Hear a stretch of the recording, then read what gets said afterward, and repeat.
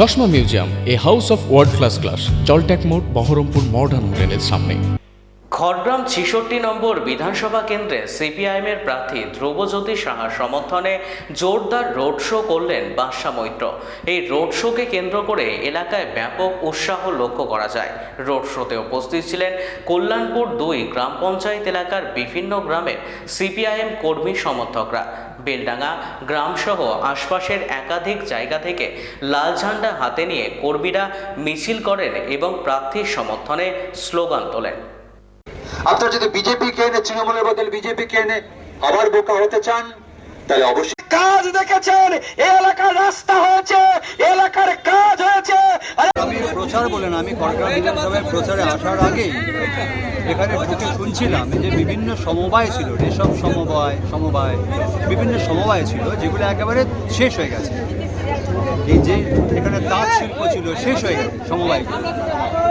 এখানকার মানুষ তারা নিজেদের অভিজ্ঞতা দিয়ে বলছেন যে যা চলছে তা যদি বেশিদিন চলে তাহলে তাদের দেওয়ালে এমনি পিঠ থেকে গেছে আর ঘুরে দাঁড়াবার উপায় থাকবে না। এটা আমি এখানে আসার আগেই টের পেয়েছি। এখানে আসার পর মানুষের উদ্দীপনা দেখে এটা নিশ্চিত হলাম যে যা খবরটা পেয়েছি সেটা ১০০% সত্যি। কিরকম সাড়া পেলেন?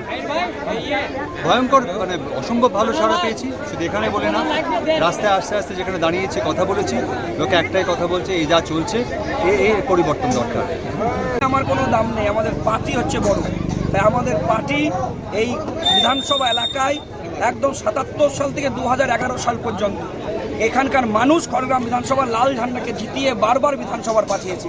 খড়গ্রাম বিধানসভার মানুষের কাছে বিশ্বাস, ভরসা, এবারও লাল ঝান্ডার প্রতীকে প্রার্থীকে জিতিয়ে বিধানসভায় পাঠাবেন। নির্বাচনের প্রথম কথা, এই খড়গ্রাম বিধানসভা এলাকায় যা যা কাজ দেখছেন সবটাই বামফ্রন্টের আমলে। স্কুল বলেন, কলেজ বলেন, সব কিছুই বামফ্রন্টের সময়।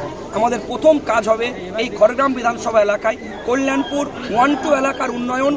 যে ব্রিজগুলো এখনো পর্যন্ত খড়গ্রাম বিধানসভায় হয়নি, যেমন ঝিল্লি পুরাডাঙ্গার ব্রিজ, যেমন আমাদের পুরন্দপুরের ব্রিজ, যেমন রানীনগরের ব্রিজ, সেই সমস্ত ব্রিজগুলো এখনো পর্যন্ত আমাদের বাকি আছে। সেগুলো করা, ছাত্র, যুব, মহিলা এবং যুবকদের জন্য কর্মসংস্থানের ব্যবস্থা করা এবং ছাত্রদের জন্য শিক্ষার অধিকার আর বন্ধ স্কুলগুলোকে খোলা, বেকার ছেলেদের কর্মসংস্থান। এটা হচ্ছে আমাদের মূল কথা এই বিধানসভা এলাকায়। চতুর্মুখী বিধায়কের কথা আর বলবেন না। ঘুষের টাকা চুরি করে করে কী অবস্থা আপনারা সবাই জানেন। নতুন নতুন ফাইল বেরোচ্ছে, নতুন নতুন কাগজ বেরোচ্ছে, নতুন নতুন পত্র বেরোচ্ছে। বিধানসভায় হারার পরে আর খুঁজে পাবেন না তৃণমূল বলে কোনো বস্তু। Thank you.